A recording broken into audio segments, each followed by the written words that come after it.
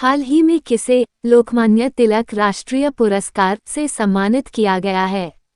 ए. तपन Saikia, B. Shaktikanta Das, सी. Draupadi Murmu, D. Narendra Modi.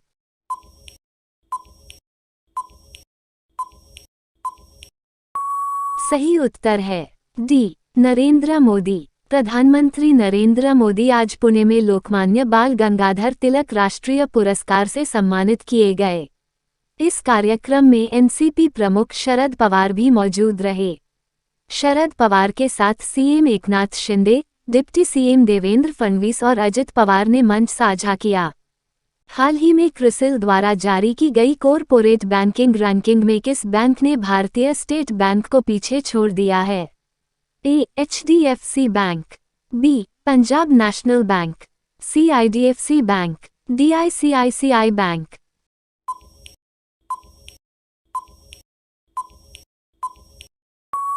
सही उत्तर है ए. HDFC bank.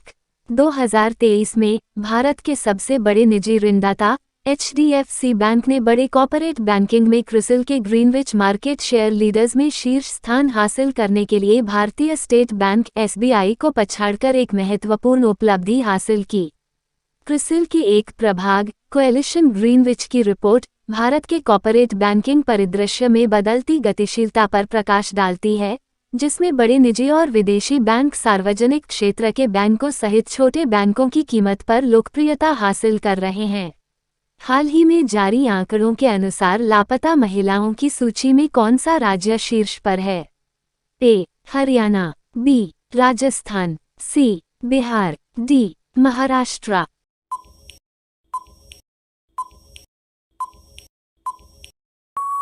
सही उत्तर है डी. महाराष्ट्र। सभी राज्यों में महाराष्ट्र 2021 में 56,498 की रिपोर्ट की गई संख्या के साथ लापता महिलाओं की सबसे अधिक संख्या के साथ सूची में शीर्ष पर है। केंद्रीय गृह मंत्रालय ने संसद को पिछले हफ्ते ये जानकारी दी है कि देश में साल 2019 से साल 2021 के बीच यानी 3 साल के भीतर 13,13,000 से ज़्यादा लड़कियां और महिलाएं लापता हुई हैं। केंद्र सरकार ने जो आंकड़े संसद में रखे हैं वह राष्ट्रीय अपराध रिकॉर्ड ब्यूरो एनसीआरबी के हैं। जुलाई 2023 में आईएमएफ ने भारत की जीडीपी वृद्धि का अनुमान कितना बढ़ा दिया है? ए. 6.1%, बी. 6.4%, सी. 6.3%, डी. 6.5%।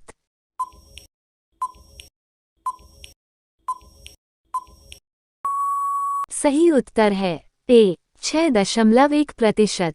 इंटरनेशनल मॉनेटरी फंड ने वित्त वर्ष 2023-24 के लिए भारत के जीडीपी अनुमान में 20 बेसिस पॉइंट की बढ़ोतरी कर दी है।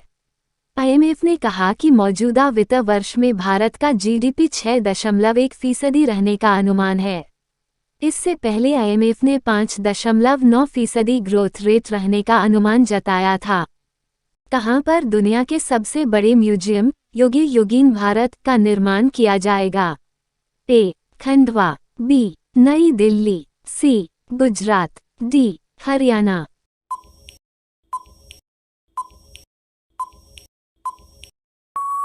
सही उत्तर है बी. नई दिल्ली। देश की राजधानी दिल्ली में कई ऐसे प्रमुख धरोहर है जिनका शुमार दुनिया के नामचीन स्थलों में किया जाता है। इसी कड़ी में एक और अध्याय जुड़ने वाला है। राजधानी दिल्ली में आने वाले वर्षों में दुनिया का सबसे बड़ा संग्रहालय बनेगा। इस संग्रहालय में भारत की ऐतिहासिक विरासत और संस्कृति को संजोया जाएगा, जो विश्व स्तर पर लोगों के लिए आकर्षण का केंद्र होगा। दरअसल बीते 26 जुलाई को प्रधानमंत्री नरेंद्र मोदी ने दिल्ली के प्रगति मैदान में अंतर्राष्ट्रीय प्रदर्शनी सह सम्मेलन केंद्र भारत को सौंप दिया। इस दौरान पीएम मोदी ने युगे युगीन भारतीय राष्ट्रीय संग्रहालय बनाने की घोषणा की। हाल ही में महाराष्ट्र सरकार ने किसे पहला उद्योग रत्न अवार्ड देने की घोषणा की है? ए. शिव नादर, बी. गौतम अदानी, सी. रतन टाटा, डी. मुकेश अंबानी।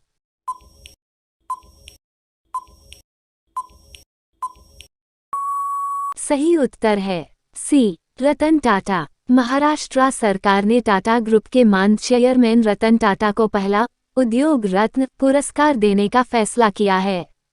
इसकी जानकारी राज्य के उद्योग मंत्री उदय सामंत ने दी।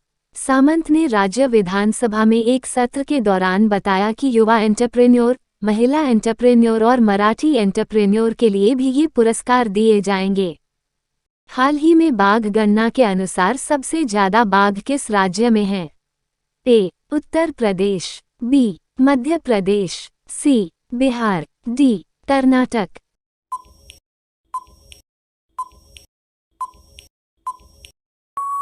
सही उत्तर है बी. मध्य प्रदेश। हाल ही में बाघ गणना के अनुसार सबसे ज्यादा बाघ मध्य प्रदेश राज्य में है। इस राज्य में 785 बाघ हैं। इसकी संख्या पिछले आंकड़ों से 259 ज्यादा है। 2020 के बाद से इनकी संख्या में तेजी आई है। पहले नंबर में मध्य प्रदेश है, दूसरे और तीसरे नंबर पर कर्नाटक में 563 और उत्तराखंड में 560 बाघ है। हाल ही में तुर्की के सबसे ऊंची चोटी माउंट अरारत को किसने फतह किया है? ए. विराट चंद्र, बी. नीतीश सिंह, सी. पसांग दावा शेरपा, डी. कामी रीता शेरपा।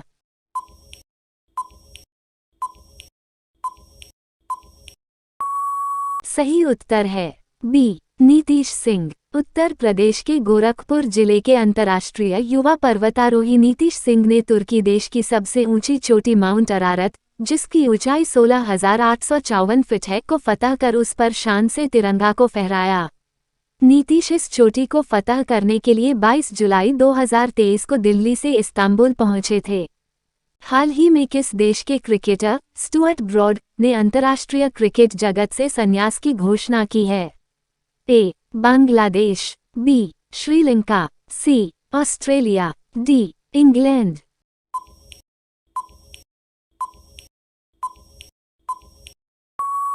सही उत्तर है डी. इंग्लैंड। इंग्लैंड के तेज गेंदबाज स्टुअर्ट ब्रॉड ने इंटरनेशनल क्रिकेट से रिटायरमेंट का ऐलान कर दिया है। इंग्लैंड और ऑस्ट्रेलिया के बीच ओवल में खेला जा रहा एशेज सीरीज का 5वां टेस्ट उनके करियर का आखिरी मैच रहने वाला है।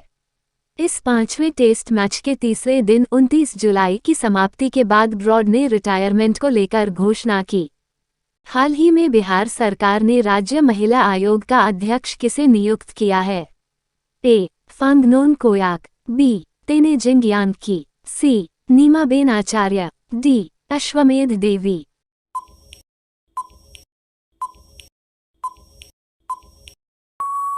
सही उत्तर है डी. अश्वमेध देवी। बिहार सरकार ने अश्वमेध देवी को राज्य महिला आयोग का अध्यक्ष नियुक्त किया है।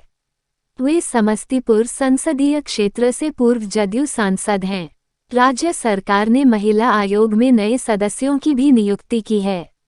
पैनल में शिक्षाविद प्रोफेसर गीता यादव, प्रभावती मांझी, डॉक्टर सुजाता सुमरुई, राबिया खातून, सुनीता कुशवाहा, श्वेता विश्वास और सुलोचना देवी को भी नियुक्त किया गया है। राज्य महिला आयोग का पुनर्गठन काफी समय से लंबित था। हाल ही में किस देश के प्रधानमंत्री हुन सेन ने इस्तीफा दिया है? A. Bangladesh, B. Nepal, C. Niger, D. Cambodia.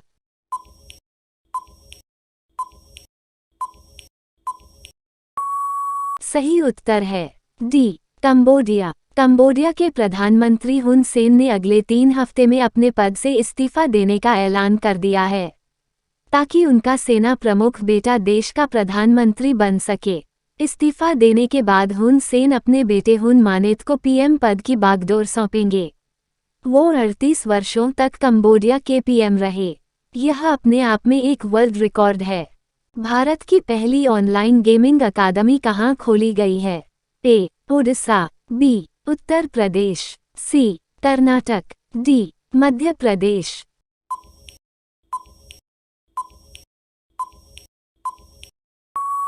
सही उत्तर है डी. मध्य प्रदेश। मध्य प्रदेश अपना पहला ऑनलाइन गेमिंग उद्योग MP state e sports academy launch कर रहा है।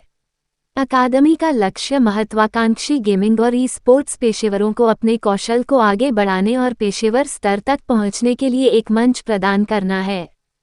हाल ही में जारी रिपोर्ट के अनुसार वर्ष 2022 में किस देश की जनसंख्या 8 लाख कम हो गई है? A. Japan, B. Pakistan, C. चीन, डी. भारत।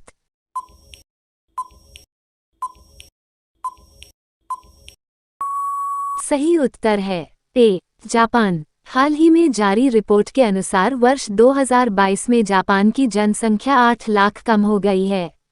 सभी 47 प्रांतों में जापान की जनसंख्या में गिरावट दर्ज की गई है।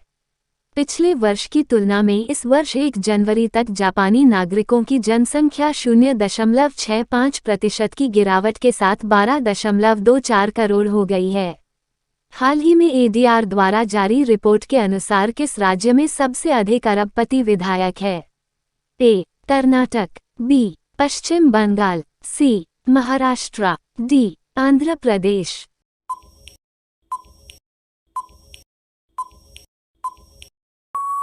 सही उत्तर है A. Karnataka. Association for democratic reforms ADR ने हाल ही में भारत के विभिन्न राजनीतिक दलों के विधायकों की संपत्ति का व्यापक विश्लेषण किया। रिपोर्ट विधायकों की औसत संपत्ति, अरबपति विधायकों का प्रतिशत और राज्य विधानसभाओं में महिलाओं के प्रतिनिधित्व पर प्रकाश डालती है। कर्नाटक प्रति विधायक उच्चतम औसत संपत्ति और सबसे अधिक अरबपति विधायकों वाले राज्य के रूप में उभरा है, जबकि उत्तर प्रदेश दोनों श्रेणियों में पीछे है। उन्नत कृषि हेतु सल्फर लेपित उर्वरक यूरिया गोल्ड को किसने लॉन्च किया है? ए. नरेंद्र मोदी, बी. अमित शाह, सी. नरेंद्र सिंह तोमर, डी. निर्मला सीतारमण।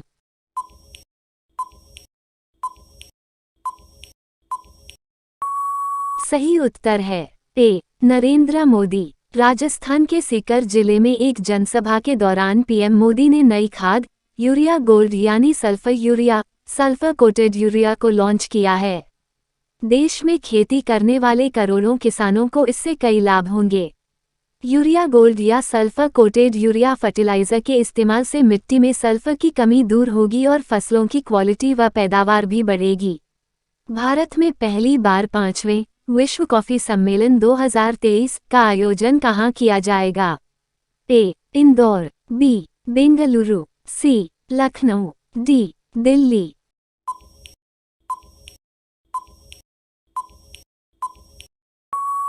सही उत्तर है बी. बेंगलुरु। भारत में 25 से 28 सितंबर तक बेंगलुरु में 5वें विश्व कॉफी सम्मेलन WCC की मेजबानी करने के लिए तैयार है, जहां वह 80 से अधिक देशों के खरीदारों के लिए अपनी विविध कॉफी पेश करेगा। ये पहली बार है कि यह आयोजन एशिया में होगा। सम्मेलन का उद्देश्य कॉफी उत्पादन श्रृंखला में महत्वपूर्ण भूमिका निभाने वाले कॉफी किसानों को लाभ पहुंचाने पर विशेष जोर देने के साथ नवीन अवसरों और बाजारों के लिए मार्ग बनाना है। माइक्रोन भारत का पहला सेमीकंडक्टर संयंत्र किस राज्य में स्थापित करने जा रहा है? ए. गुजरात, बी. राजस्थान, सी. तमिलनाडु, डी. असम।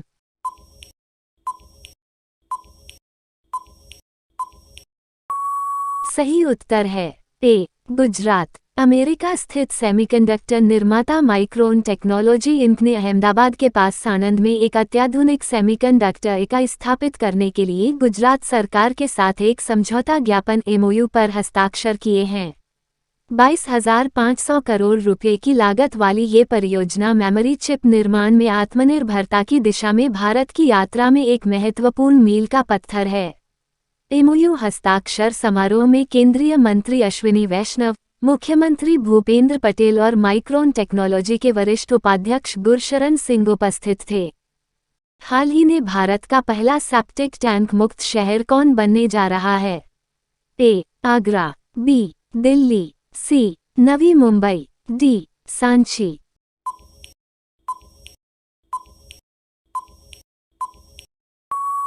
सही उत्तर है सी. नवी मुंबई। नवी मुंबई जल्द ही सेप्टिक टैंक मुक्त और 100% घरों में शौचालय वाला देश का पहला शहर बनने जा रहा है। नवी मुंबई नगर निगम NMMC इस संबंध में मलिन बस्तियों में घरेलू शौचालयों का निर्माण और जल निकासी पाइप नेटवर्क बिछाकर उपाय कर रहा है। किस राज्य की जदेरी नाम किट्टी कन्याकुमारी मैटी केला और चेदीबूटा साड़ी को जीआई टैग प्राप्त हुआ है। ए. तमिलनाडु, बी. उत्तर प्रदेश, सी. कर्नाटक, डी. मध्य प्रदेश।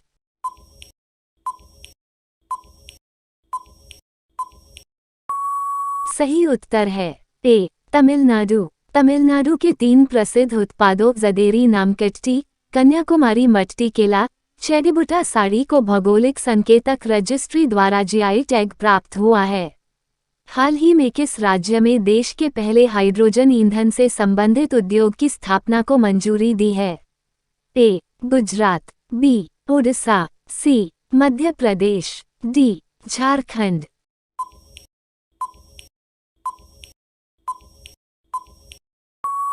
सही उत्तर है डी. झारखंड। झारखंड के मुख्यमंत्री हेमंत सोरेन ने शनिवार को देश के पहले हाइड्रोजन ईंधन से संबंधित उद्योग को मंजूरी दी है। उद्योग को जमशेदपुर में स्थापित करने की मंजूरी दी और इसमें 350 करोड़ रुपए से अधिक का निवेश किया जाएगा। हाल ही में देश के कैबिनेट सचिव कौन बने हैं? ए. राजीव गौबा, बी. प्रवीण सूद, सी. राकेश पाल, डी. नितिन अग्रवाल।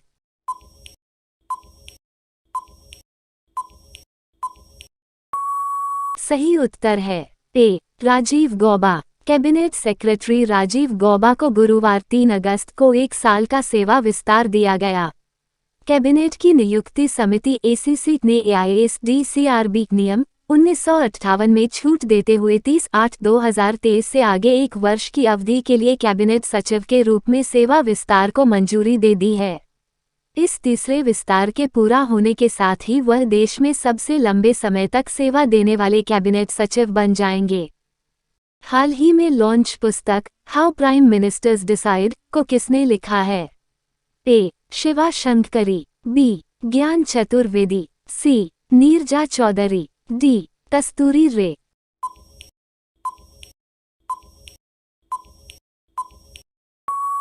सही उत्तर है C. Neerja Chaudhary. How prime ministers decide पुस्तक वरिष्ठ पत्रकार नीरजा चौधरी द्वारा लिखी गई है, जो सोनिया के घोषणा को लेकर हुए ड्रामे को याद करती है, जिसमें राहुल की अपनी मां के जीवन के लिए डर ने उसे प्रोत्साहित किया। एक नई किताब ने भी दावा किया है कि पूर्व प्रधानमंत्री इंदिरा गांधी की कई आरएसएस नेताओं के साथ अच्छे संबंध थे, लेकिन उन्होंने संगठन और खुद के बीच सावधानी से दूरी बनाए रखी। फिडे लाइव रैंकिंग में विश्वनाथन आनंद को पछाड़कर भारत के नंबर 1 शतरंज के खिलाड़ी कौन बने हैं? A. Sayantan Das, B. Gukesh D, C. Pranesh M, D. Aditya S सामंत।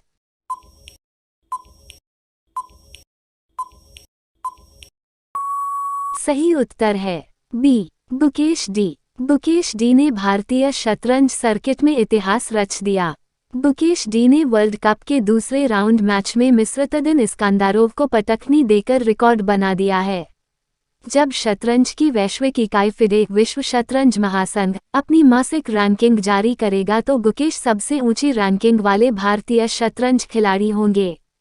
36 साल में पहली बार रैंकिंग में भारतीयों में नंबर 1 पर विश्वनाथन आनंद का नाम नहीं होगा। अब आनंद का ताज गुकेश के पास चला जाएगा। केंद्रीय पर्यावरण, वन और जलवायु मंत्रालय ने प्रोजेक्ट टाइगर का किसके साथ विलय कर दिया है? ए. प्रोजेक्ट गोद, बी. प्रोजेक्ट पेंगुइन, सी. प्रोजेक्ट चीता, डी. Project elephant.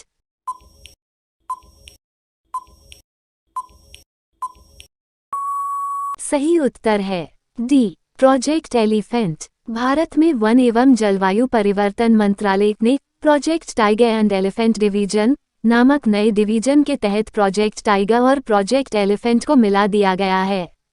हाल ही में प्रधानमंत्री ने प्रोजेक्ट टाइगर के 50वें वर्षगांठ पर इसकी सफलता की प्रशंसा भी की है। हाल ही में अमृत वृक्ष आंदोलन ऐप को किसने लॉन्च किया है? ए. हेमंत बिस्वा शर्मा, बी. निर्मला सीतारमण, सी. ओम बिरला, डी. नरेंद्र मोदी।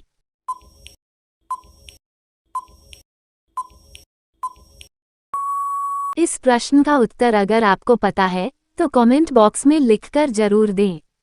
इसी तरह के रोचक, ज्ञानवर्धक और परीक्षा उपयोगी कंटेंट के लिए इस चैनल को तुरंत ही सब्सक्राइब करें। धन्यवाद।